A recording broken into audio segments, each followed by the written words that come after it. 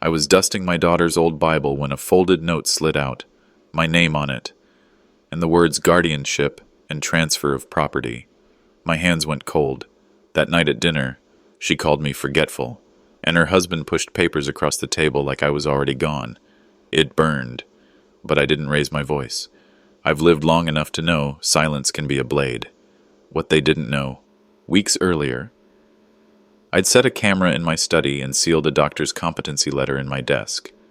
When I pressed play, I watched them pocket my deed and whisper, "He won't need this soon." So I invited them over, one last time. The red light on my recorder was already blinking. Want to hear what I captured and how it ended? Subscribe. Follow the story to the end. And comment the city you're watching from. The quiet of early morning filled the house, broken only by the ticking clock on the mantel and the faint hum of the refrigerator. The living room carried the soft scent of old wood and worn leather, a comfort I had grown used to since living alone in Asheville.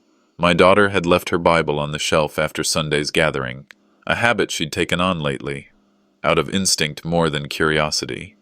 I reached for it, the leather cover smooth under my palm.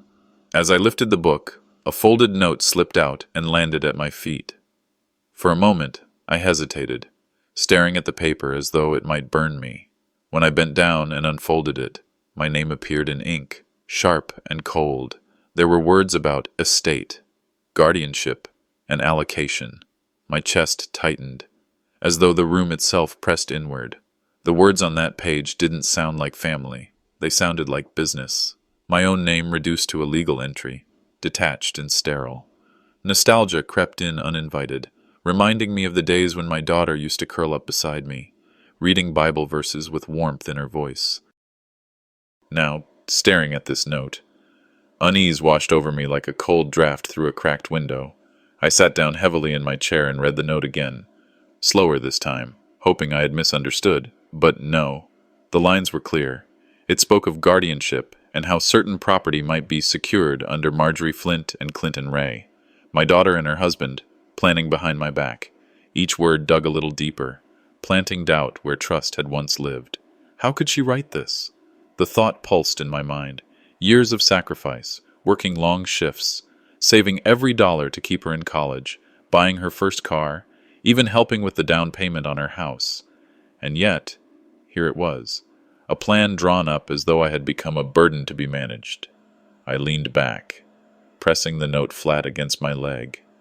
The disbelief gave way to something heavier, quiet anger, not the kind that bursts, but the kind that simmers, waiting for the right moment. The title of my life as a father suddenly felt fragile. For decades, I thought of myself as a man holding the family together, but now it seemed I was being treated like an obstacle to be pushed aside. Later that afternoon, trying to steady myself, I went into my study to sort through the week's mail. The desk, cluttered with bills and letters, gave me a small anchor of routine. Yet as I shuffled through envelopes, my eyes froze on one piece. It wasn't just a bill. It was a carbon copy of a check, my signature scribbled at the bottom. But it wasn't my hand. The amount stunned me. Several $1,000s, made out for a care facility deposit. The signature was shaky, clumsy, an attempt to imitate my writing. The forged strokes looked like a cruel impersonation of my weakening hands. My breath hitched. This wasn't paranoia. Someone was moving pieces on the board without me. I set the papers down carefully, as though they might explode. Betrayal didn't just sting, it settled in deep, making my ribs ache. I placed both the note and the forged check inside a hollow compartment in my desk, a safe spot I had used for years. My fingers lingered on the wood as I slid it shut, sealing away evidence of a conspiracy that had begun to reveal itself. The rest of the day passed in a fog. Every small memory of Marjorie and Clinton sharpened into suspicion. The way they whispered when they thought I wasn't listening, the sudden interest in my health, the too polite reminders about planning for the future. My body sat still, but my mind catalogued every detail. That evening, a soft knock came at the doorframe. Elena, my granddaughter, peeked in with a book clutched to her chest. Her wide eyes carried no hint of betrayal, only innocence. "Grandpa, can I read with you tonight?" she asked. Her voice, gentle and eager, cut through the storm brewing inside me. I pulled her into a hug, the warmth of her small frame grounding me. Love swelled alongside fear. Would I lose her, too, to the schemes of adults who saw me as nothing more than an obstacle? My gaze fell back to the Bible resting on the table, no longer just a sacred text, but a symbol of broken trust. As Elena read aloud, her words blurred with the echo in my head, the cold sentences from that note, circling like a storm I couldn't outrun. The betrayal pressed closer with each heartbeat, yet in my arms was the one person who reminded me why I had to endure. The night grew still, but inside me, the storm gathered strength. The morning light slipped through the blinds, spilling across the kitchen table where a half-finished cup of coffee sat untouched. Sleep hadn't come easy. The images of the folded note and that forged check gnawed at the back of my mind like a steady drumbeat. Every sip of bitter coffee did little to wash away the taste of betrayal. The sound of footsteps on the porch pulled me from the fog. Marjorie walked in as though she still had the right, a smile too polished, too practiced, stretched across her face. She carried a grocery bag in one hand, and with the other she placed a bright yellow sticky note on the refrigerator door. "Thought you might need reminding to pick up your prescription," she said, voice light, casual. The note looked innocent enough, but when my eyes traced the neat strokes, my stomach tightened. My name was scrawled at the bottom. Familiar. Too familiar. The curves of the signature were nearly mine, though not quite. My chest burned with the quiet certainty that this wasn't a daughter's help, but a daughter's trick. I sat there, pretending to glance away, though the note seemed to glow against the pale surface of the fridge. Later, when she turned her back, I leaned closer. My own name, copied, just as on the check. "Why write it like that?" I asked, my voice steady but sharp at the edges. Marjorie's head tilted, her smile a touch too quick. "Just trying to be helpful. Dad, you're forgetting things more often, that's all." Her words slipped through the air like honey laced with vinegar. She thought I was blind to her games. She thought the years had dulled not only my memory but also my judgment. Inside, the anger rose, but I pressed it down deep. She believed I didn't notice. That was her mistake. By afternoon, the house grew quiet except for the muffled creak of the hallway floorboards. I paused at my study door and held my breath. Marjorie's voice, hushed and clipped, floated down the hall. "Yes, guardianship papers. He won't fight it. Clinton agrees," she whispered. The phone receiver crackled. Her tone sharpened. A lawyer's name passed through her lips. Each syllable like ice water poured down my back. Every word confirmed the truth. This wasn't careless. It was planned. My daughter and her husband weren't waiting for me to fade. They were pushing me toward it. I stayed frozen in place, barely breathing, listening until the call ended. The silence that followed was heavier than any words. My heart hammered, not only from anger, but from the cold realization that in her eyes I was no longer a father, just an obstacle. The sticky note still clung to the refrigerator. The Bible still lay open on the table where the note had fallen out the day before. Two everyday objects turned into symbols of betrayal, mocking me with their presence. Later, Elena appeared, her small hands clutching a deck of cards. She peeked into the room with a shy smile. "Grandpa, want to play?" Her voice was soft, untouched by the shadows of deceit. I forced a smile, nodding. For her sake, the storm inside had to remain hidden. I shuffled the cards with trembling fingers, the weight of betrayal pressing down even as her laughter tried to lift it. The walls of my own home no longer felt like mine. Every glance, every sound carried a threat just beneath its surface. Tomorrow, I would learn just how far their plans had already gone. Sunday dinner at Marjorie and Clinton's house always carried an air of formality. But that evening the air felt different, thick with unspoken judgment. The smell of roast chicken and baked potatoes reached me even before I stepped through the door. I paused at the threshold for a moment, taking in the sight of my family already gathered, laughter and chatter filling the dining room. Every chair was filled except one, pushed against the far end of the table, near the swinging door to the kitchen. Clinton rose with a forced grin and gestured. "Dad, we thought you'd be more comfortable here," he said, pointing to the lonely seat by the drafty door. The words stung more than I let on. That chair had never been mine. I used to sit near the head of the table, telling stories, carving turkey, pouring drinks for my grandchildren. Now, I was tucked away like an afterthought, close enough to hear plates clatter from the kitchen, but far from the warmth of conversation.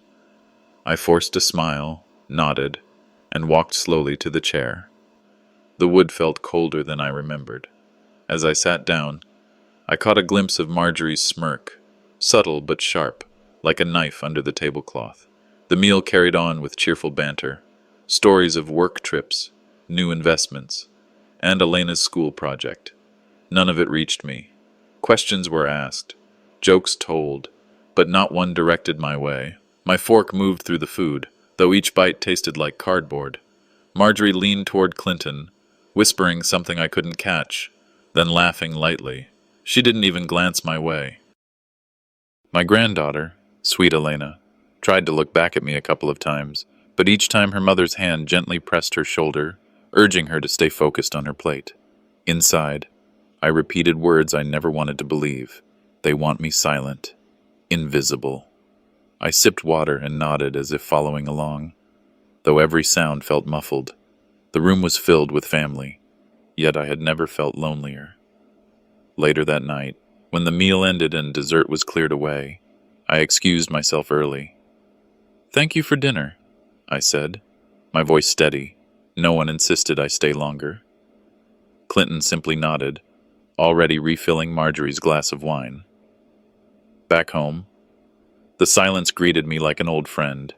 I walked straight to the drawer in my study, pulled out a thick envelope sealed years ago, my legal document affirming full mental competence, signed by a doctor and notarized before my retirement. I held it in my hands for a long moment. That seal felt like a lifeline, proof against whatever trap they were weaving. It wasn't just paper, it was my shield. Sitting in my study, I let memories run through my mind, moments when they had already started excluding me, times when financial discussions happened without me, when decisions about the house or family gatherings were finalized before I even heard about them. Tonight's humiliation confirmed what those hints had meant. They weren't just ignoring me, they were erasing me. The thought cut deep, but within the wound there was steel. Before going to bed, I gathered the items together on my desk, the folded Bible note, the forged check, and now the sealed competency document, 3 betrayals, 1 weapon. I placed them neatly, then locked the drawer again. The Bible sat on the corner of the table, quiet, almost mocking. I stared at it for a long while, remembering the note that had fallen from its pages. "They think I am powerless," I whispered into the empty room. "Tomorrow, I will show them I am not." I turned off the lamp, my jaw set, my heart heavy but resolute. The glow from the monitor was the only light in the room. Hours had slipped by since supper, yet the footage on the hidden camera held me locked in place. I had installed those cameras years ago, telling myself they were just in case of a break-in. I never thought they would end up recording the faces of my own blood. On the screen, Marjorie and Clinton moved casually through my study. The footage showed me in the background, asleep in my recliner, oblivious. Watching them rifle through my desk made the air in my chest grow tight. Their hands moved with the ease of people who had done it before. Clinton bent, pulling out a drawer. He slipped a thick envelope into his coat, as if it were nothing more than junk mail. Then Marjorie's voice cut through the faint audio feed. "He won't need these soon." The words echoed in my head, each syllable a nail hammered deep. My palms sweated, but I forced my breathing to remain steady. My face stayed stone, though inside something cracked. Later that night, I went into the bathroom and opened the medicine cabinet. My eyes caught the faintest detail. The blood pressure bottle's label was slightly crooked. The cap turned in a way that wasn't mine. When I shook it, the pills rattled oddly. I poured a few into my hand. They were smaller, pale in color, nothing like the round, blue tablets I had taken for years. A chill spread from my fingertips up my arm. It wasn't just about the house. or the bank accounts, or the papers they had been whispering about. They were planning to erase me. A memory flared. Clinton, weeks earlier at dinner, smiling as he slid the pill bottle closer. "Let me help, Dad." These things can get confusing. At the time, I thought he was being considerate. Now, it felt like the smile of a predator waiting for his prey to go weak. The thought tightened in my chest, but not from the illness they expected. Rage burned hotter than fear. If they wanted me gone, they'd learn I was harder to kill than they imagined. I put the fake pills back into the bottle and returned it to the shelf exactly as I'd found it. Then I locked the real medication away in my drawer. The house was quiet, but not silent. The tiny red blink of the hidden camera pulsed like a heartbeat, recording every moment, every betrayal. Leaning against the counter, I whispered to the empty room, "If they want war, I'll give them silence and proof." The chapter of my life that had been about trust was over. From here on, every move would be calculated. The drive to Marjorie's house felt heavier than usual. The Bible sat on the passenger seat beside me, its weight far greater than paper and leather. When I stepped into their dining room, the air was already tight. Marjorie greeted me with a smile too polished to be warm. Clinton clapped me on the back a little too firmly. Across the table, Elena's eyes darted away the moment mine tried to meet hers. She looked smaller than usual, tucked into herself as though she knew a storm was coming. I set the Bible on the table beside my plate. A hush followed, just long enough for me to notice the nervous flicker in Marjorie's expression. She recovered quickly, laughing too loudly as she passed the salad bowl. Clinton made a joke about overcooked roast, but no one really laughed. The evening was staged, a performance of a family meal that none of us believed in. As we ate, the conversation found its familiar edge. Marjorie leaned toward Elena, asking about school, then shifted her gaze to me. "Dad, you've been forgetting things lately, haven't you? Remember when you misplaced your keys for hours last week?" She smiled, but the words landed like darts. I folded my napkin carefully before answering. "I found them, didn't I?" Clinton chuckled, shaking his head. "That's how it starts. Ray, seniors get turned around. Forget little things. That's why guardianship exists, to keep families safe." He speared a piece of meat, his voice casual but his eyes cold. The room tilted for a second as anger pressed in, but I steadied myself. No outburst. Not here. Instead, I sipped water, letting the words hang. They mistook my silence for weakness, but I knew better. Then, in the corner of my eye, I caught something. Elena slipped a small, leather-bound journal into her backpack. The cover bore Marjorie's handwriting, not hers. A chill swept through me. Was my granddaughter holding a secret? A piece of truth she wasn't ready to share? She didn't look up, just zipped the bag and pushed it under her chair. The main course came and went, tension tightening around the table like wire. Finally, Clinton reached into his jacket and laid a thin document across the tablecloth. "Since we're all here," he said smoothly, "why don't you sign this? It's just routine paperwork. Makes life easier for everyone." I didn't touch it. I didn't even lean forward. Instead, I let my hands rest flat on the table. "If it's routine," I said evenly, "then it can wait." Marjorie's voice cracked with irritation. "Stop being difficult. If you cared about this family, you'd stop clinging to things that aren't yours anymore." The table shook as my palm struck it, not from rage, but from resolve. My eyes locked on hers. "What's mine," I said, my voice steady as stone, "is not yours to demand." The room froze. Even the clock on the wall seemed to pause. Clinton's fork clattered onto his plate. For the first time, Elena looked at me, really looked, and her face went pale. Clinton muttered, almost to himself, "Doesn't matter. Arrangements are already in motion."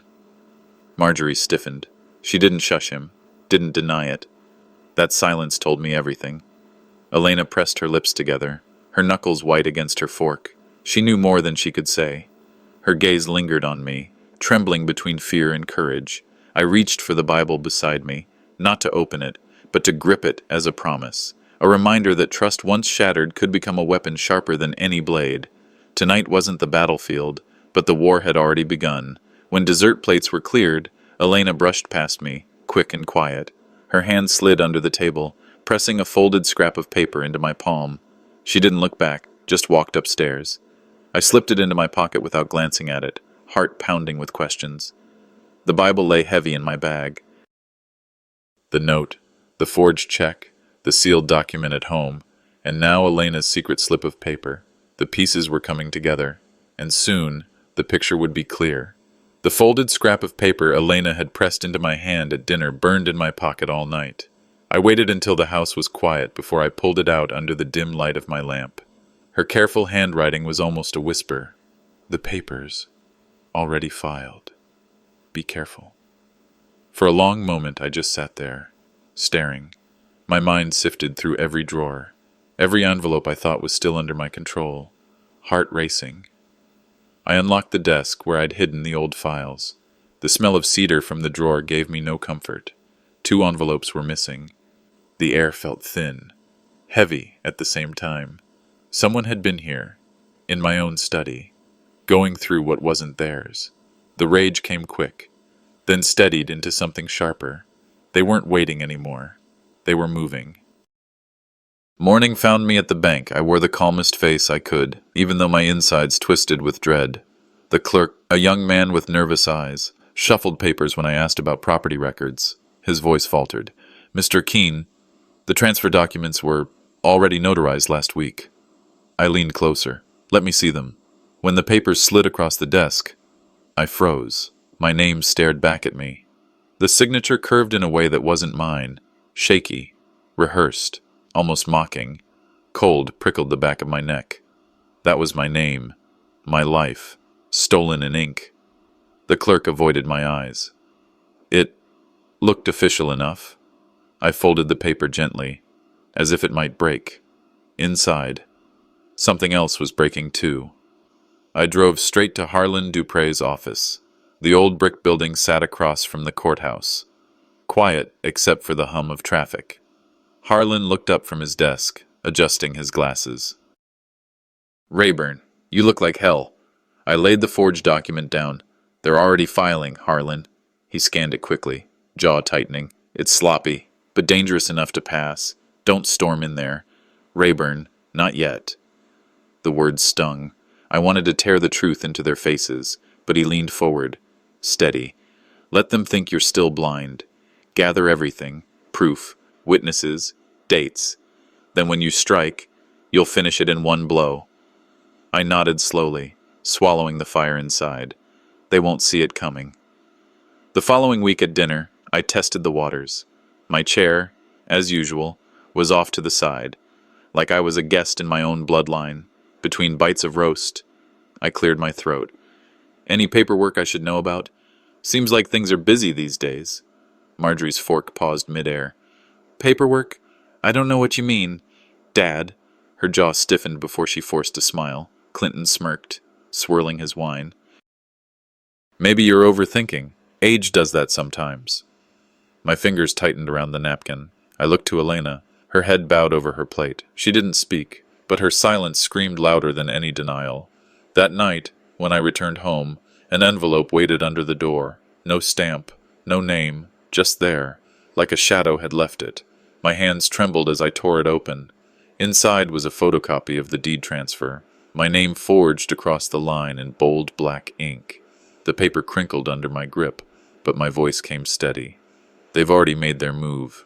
Now it's my turn." The lamp flickered as if the room itself agreed. The war wasn't coming. It was here. The photocopy of the forged deed sat in front of me on the kitchen table. The cheap paper already wrinkled where my hands had gripped it too hard.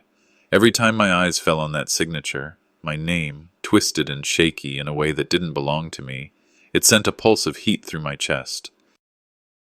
But this time I didn't feel the urge to storm down to Marjorie's house or slam my fist on her table. Rage was still there, sharp and steady, but it had cooled into something harder. Silence was no longer a shield, it was a weapon. They wanted me to crumble in confusion, to react recklessly. I would not. I gathered the papers slowly, folded them into an envelope, and tucked them away where I knew only I could find them. The quiet around me wasn't weakness, it was patience. Let them think I was still the old man nodding along at their schemes. Let them believe their game was still hidden. The next morning, I walked into the bank on Main Street, the same branch where I had done my business for years. The polished floors gleamed, the air smelled faintly of disinfectant and coffee, and the young clerk behind the counter gave me a polite smile that didn't reach her eyes. "I'd like to check on my accounts," I said, sliding my ID across the counter. Her fingers clicked against the keyboard, then her smile faltered. "Mr. Keene, there seems to be a hold on one of your accounts." My stomach tightened. "A hold? What kind of hold?" She avoided my gaze, scanning the screen. "It says, pending guardianship verification. I can't provide further details without documentation." Guardianship. The word struck like a nail in the skull. My jaw locked. I leaned in, lowering my voice. "I didn't authorize that, you hear me? I'm still very much alive, very much competent." She shifted uneasily, repeating something about policies and procedures. Cold, bureaucratic words, precisely the kind of fog Marjorie and Clinton wanted to hide behind. Walking out of that bank, the sun glaring off the glass, I knew they had already pushed further than I imagined. They weren't just scheming, they were dismantling my life piece by piece. That evening, I called Silas Gentry. He'd warned me before, told me to keep my eyes open. A half hour later, his pickup rumbled into my driveway, dust curling around the tires. Beside him stepped out a tall woman with sharp eyes behind silver-rimmed glasses. "This here's Judith Crow," Silas said. "She's seen things. Same tricks your son-in-law's been pulling on others." Judith extended a firm hand. "I watched Clinton pressure an old neighbor of mine, Mr. Wilkins, into signing over his home, told him it was just updating records. The man barely understood what was happening until it was too late." Her voice was steady, practiced, like she'd repeated the story many times before, but there was fire underneath it, fire I recognized. "If you need me to testify," she said, "I will. Folks like that rely on silence. I won't stay quiet anymore." Her words anchored something in me, allies, proof. Slowly, the pieces were shifting in my favor. A week later, I sat at Marjorie's table again, the Sunday dinner spread in front of us. Roasted chicken, green beans, cornbread, all the smells of family. Yet the air was thick with performance. Clinton leaned back in his chair, smiling too wide, tossing out lines about planning for the future, while Marjorie poured wine like a hostess rehearsing for a play. I kept my face calm, eating little, listening more. Every smirk, every half-hidden glance between them was another stone in the wall they were building to box me out. Across the table, Elena barely touched her food. Her eyes darted toward a locked cabinet by the wall, then flicked back to me, quick as lightning. The message was silent but clear. Something was hidden there, something important. I didn't react. I let my fork scrape gently against the plate, keeping my mask of passivity. Let them think I was fading into the background. Just another old man too tired to fight. Meanwhile, my mind traced every glance, every slip. Later that night, the house was quiet, shadows long across the floorboards. I was stacking papers on my desk when the phone rang. Harlan's voice came through, urgent, almost a whisper. "Rayburn, I've seen the records. They're planning to sell your land this Friday. It's already in motion." My grip on the phone tightened until my knuckles ached. There it was, the line drawn clear. They weren't waiting. Neither could I. The silence in my kitchen felt different now. Not empty, not heavy. Charged.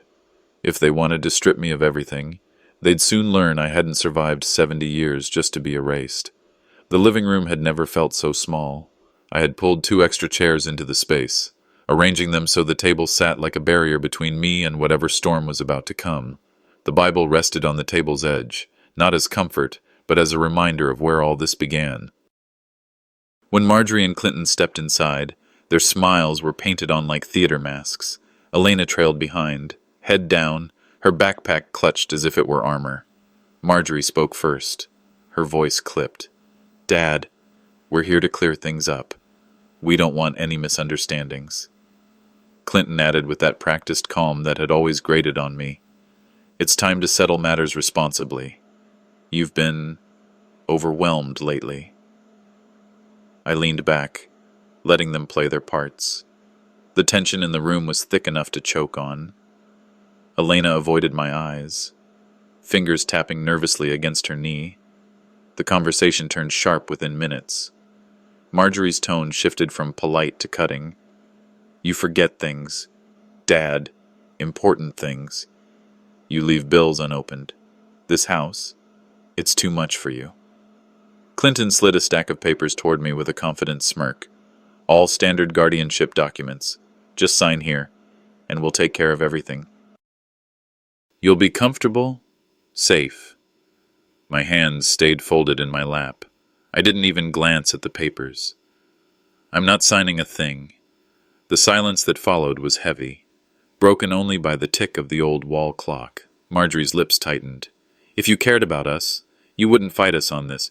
You'd let us help. I met her eyes. Help doesn't come with forged signatures. The color drained from her face for a split second before she recovered, but I caught it. The knock at the door startled them more than me. Judith Crow stepped inside, Silas just behind her. Judith's presence filled the room with a quiet authority. She was calm, composed, but her eyes burned with conviction. I thought it was time I joined this conversation, she said. Clinton jumped to his feet. What is this? Who invited her? I did, I replied simply. Judith looked straight at Clinton. I've seen this pattern before. I watched you pressure Mr. Hammond down the street until he signed over his property. I filed a report then, and I'll do it again. Clinton's voice rose, brittle and defensive. Lies. You have no proof. This is slander. But his eyes betrayed him. He was rattled, cornered. I stayed quiet a moment longer, then reached under the table and pulled out the small black device I had hidden there. With a click, the room filled with their own voices, every sharp word, every false reassurance they had spoken since they arrived. Then came the slip, Marjorie's voice, brittle with frustration, echoing back at her from the speaker. Just sign. Dad, I've done it before. And it worked. This time, it will stick. Her hand flew to her mouth as the blood drained from her cheeks. Elena gasped, eyes wide, torn apart by the revelation. Clinton lunged toward the recorder, but Judith stepped between him and the table. Not this time, she said firmly. The truth hung in the air like smoke after a fire, choking everyone who had something to hide. Marjorie's mask shattered. She stood, chair scraping hard against the floor. This isn't over. Dad, Clinton followed, red-faced and spitting curses under his breath, his arm tugging Marjorie toward the door. The slam shook the walls, leaving the house in a fragile silence. I stayed seated, heart pounding, chest heavy. The air felt clearer, yet the weight of betrayal pressed deeper than ever. Then a voice, soft and trembling, broke through. Elena had stayed behind. She reached for my hand, her eyes glistening. Grandpa, she whispered, I want to help you. Her words carried the smallest spark of hope in a night that had nearly consumed me whole. I tightened my grip, knowing this war inside my family had only just begun. The morning light crept in through the blinds, painting long lines across the living room floor. Sleep had been shallow, broken by flashes of Marjorie's voice echoing in my head, her words sharp, accusing, disowning. The silence of the house felt heavier than ever. Elena sat quietly at the kitchen table when I walked in, her hands wrapped around a mug of tea. She looked up at me with eyes that carried more maturity than her years should have allowed. Grandpa, she whispered, I'm not leaving you. Her presence was a balm, though the ache of betrayal sat deep in my chest. Losing a daughter in spirit was a wound no father could prepare for. Yet sitting across from Elena, I found a glimmer of the family bond I thought had been destroyed. By mid-afternoon, the storm had spread beyond these walls. News travels fast in small towns, and whispers carry even faster when scandal clings to them. Neighbors who once waved at Marjorie with smiles now passed with narrowed eyes and hushed conversations. At the bank, Clinton's name was spoken with a careful edge. Word had spread that he'd been caught in a recording, pressuring his own father-in-law, His professional reputation cracked as colleagues questioned his integrity. Judith Crow, steady as ever, provided her account to those willing to listen. "It's not the first time he's done this," she told them, her words ensuring the truth couldn't be dismissed as just family drama. Vindication brought little relief. The more their schemes unraveled in public, the more dangerous their desperation could become. The fracture within the family widened until it became a canyon. Marjorie refused to see me, her voice over the phone nothing but venom. "You've ruined my life, Dad. Everyone thinks I'm a monster because of you." Clinton raged louder, denying every accusation in public, painting himself as the victim of a senile old man. His anger did not erase the doubt in others. It fueled it. Through it all, Elena chose to stay. She carried her backpack through my front door and never looked back. Her parents' absence left a hollow space in her heart, but she filled mine with her quiet loyalty. The cost of that choice weighed heavy on me, but I couldn't force her to return to a house where betrayal brewed like poison. The phone rang one evening, Harlan Dupre's familiar drawl filling the line. "Rayburn, don't let this eat you alive. You've got people on your side. You're not as alone as they'd like you to believe." Later, Silas Gentry stopped by, his voice lowered to a grave tone. "Clinton's not the type to take humiliation lightly. You need to be ready. Men like him, they lash out when cornered." Their warnings dug into me deeper than I wanted to admit. Vindication in the community was one thing, but retaliation, that could come in many forms. Late that night, I found it. An envelope slipped beneath my front door, plain and unmarked.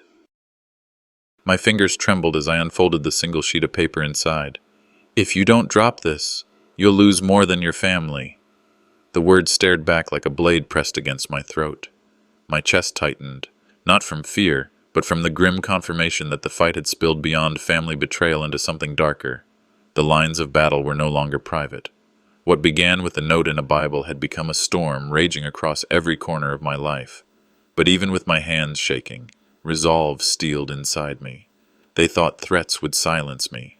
Instead, they lit the fire I needed to endure what was coming. Judith Crow slid the folder across her desk, the papers crisp and marked with neat stamps from the county clerk's office. I pulled it open with steady fingers, though my pulse beat against my ribs. Each page bore my name, but not my handwriting. The strokes were jagged, uneven. Someone else's attempt at copying me. "Mr. Keene," Judith said quietly, "these signatures were notarized last month, but they're forgeries. You never signed these." The air in the small office felt heavy. My breath caught for a moment, then steadied. I had known betrayal when I found that note in the Bible. But this was my daughter and son-in-law trying to erase me from my own life. I looked Judith in the eye.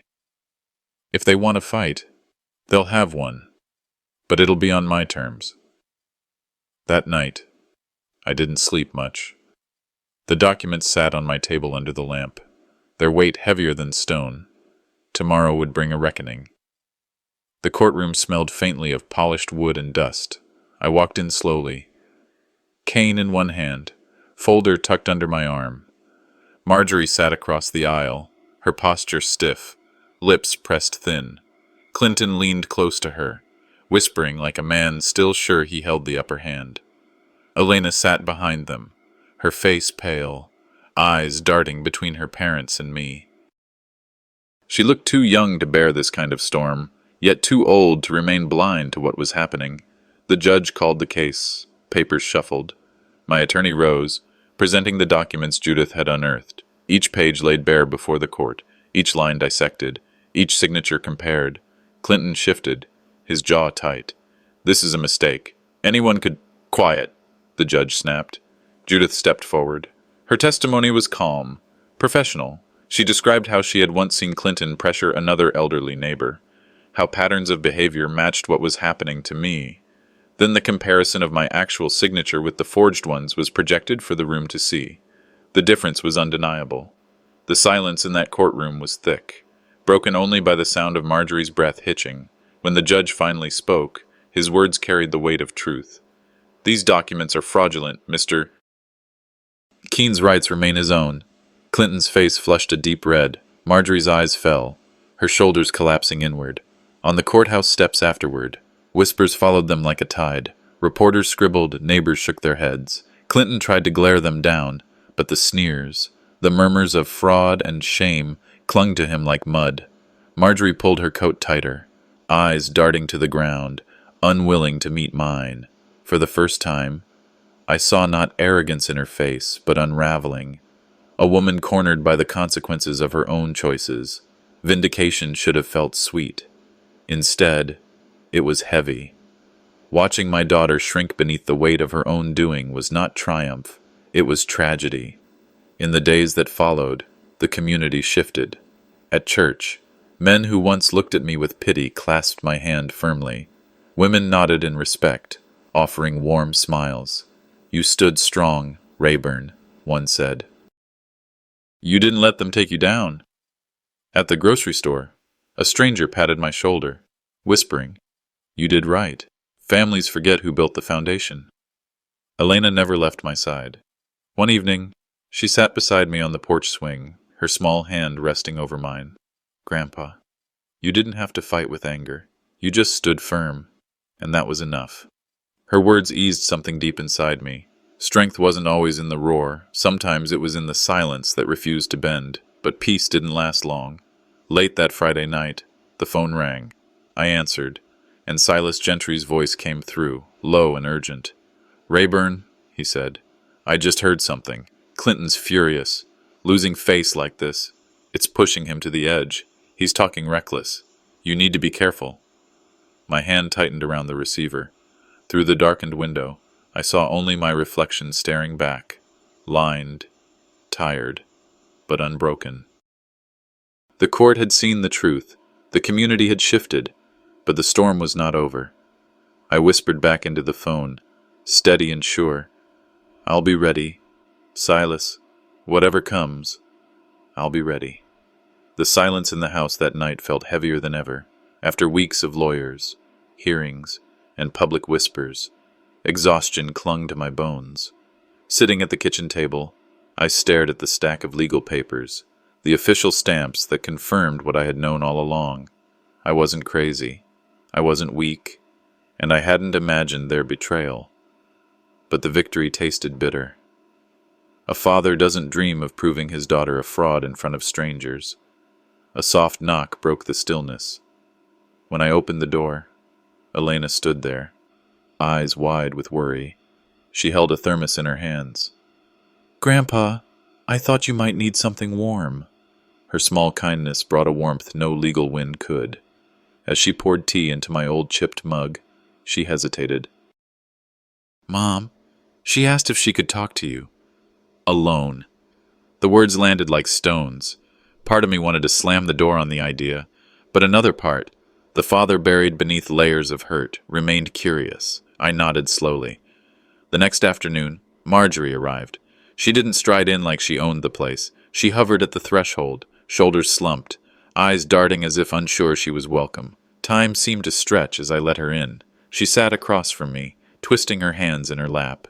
"Dad, Her voice cracked before the words could form. After a long pause, she blurted, "I never meant for it to go that far. Clinton, he pushed for things I didn't understand at first, but I let it happen." I leaned back, watching her closely.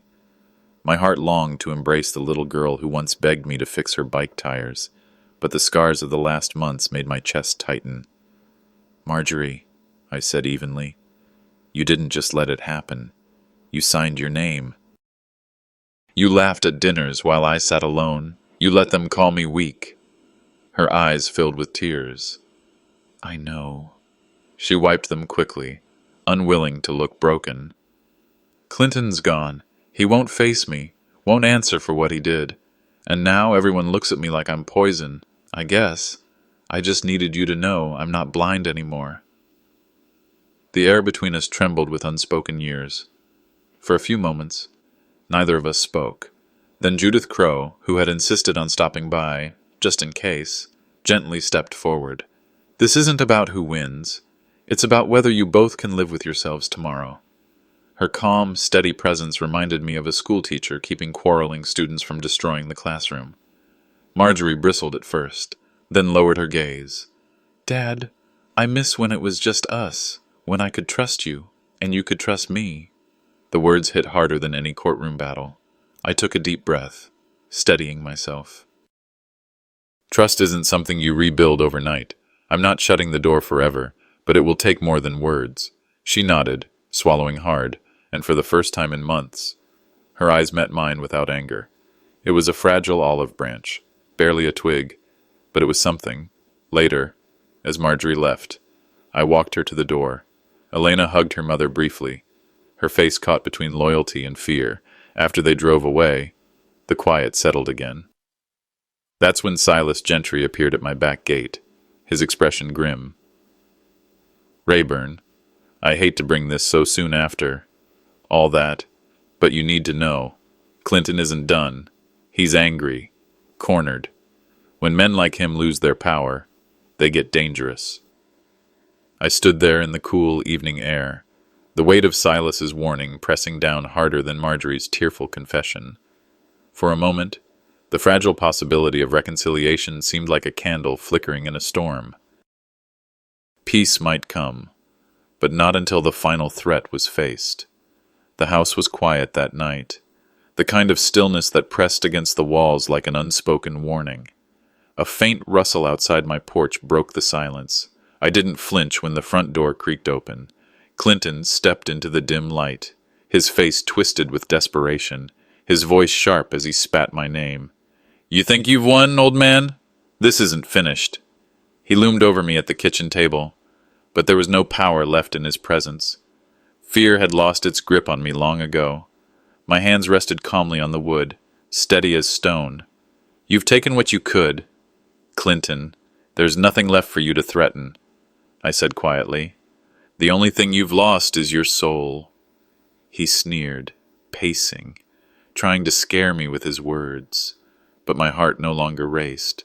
The storm that had been building for months was about to break. His voice rose, reckless now, lashing out with threats about money, about property, about making sure I ended up alone and penniless. I didn't rise from my chair. That was when the porch light flicked on, and footsteps echoed on the wooden boards outside. The front door swung wide, and in stepped Judith Crow with 2 officers behind her. Silas Gentry's eyes met mine from the doorway, a silent nod that said everything. Clinton froze, his bluster collapsing into panic. "Mr. Ray?" Judith said firmly. "This conversation has been recorded. We've been listening from the moment you stepped inside." The officers moved forward. Clinton's face flushed red, then pale, his mouth opening to protest, but no words came out. The weight of his crimes had finally cornered him. Fraud, coercion, threats. It was all there in his own voice, captured beyond denial. The handcuffs clicked shut, and in that sound, months of fear unraveled into something like release. The following day, Marjorie came to my house alone. Her face carried no trace of the arrogance I once knew. Instead, it bore the marks of defeat and shame. She stood at the doorway, clutching her coat as if it could shield her from the truth. "I didn't know it would go this far," she whispered, eyes glistening. "Clinton, he pushed me, but I let it happen. I thought I was protecting my future. Instead, I destroyed everything." I listened, my heart aching with the weight only a father can carry. Her words were heavy, but so were the scars she had left. "Regret doesn't erase betrayal," I told her softly. "Dignity isn't bought back with apologies. It's earned, one day at a time." She lowered her gaze, tears falling. I didn't turn her away, but I didn't offer forgiveness either. That bridge, if ever rebuilt, would take years of work. Later that evening, Elena arrived. She moved through the house with the gentle presence of someone who had chosen her path clearly. She gathered up loose papers from my desk, stacking them neatly, almost protectively. "Grandpa," she said, her voice steady, "I want to help you. I won't let them take what's yours again." Looking at her, I saw the stark difference between generations. One had chased greed and control, the other chose truth and integrity. In Elena, I found the hope I thought had slipped through my fingers. When morning came, I stepped outside with her by my side. The air was crisp, the sky painted in soft streaks of light. I thought of the Bible, of the note that had shattered me months ago. I thought of the forged checks, the poisoned pills, the whispered calls. Every betrayal had cut deep, but every wound had carried me to this moment. Silence had been my shield, patience my weapon. Family betrayal is a wound like no other. It cuts where love once lived. But love without dignity is nothing, and justice, no matter how late it arrives, will always rise. As the sun climbed higher, Elena slipped her hand into mine. We walked down the porch steps together, our shadows stretching forward across the yard. The war was over. The lesson remained.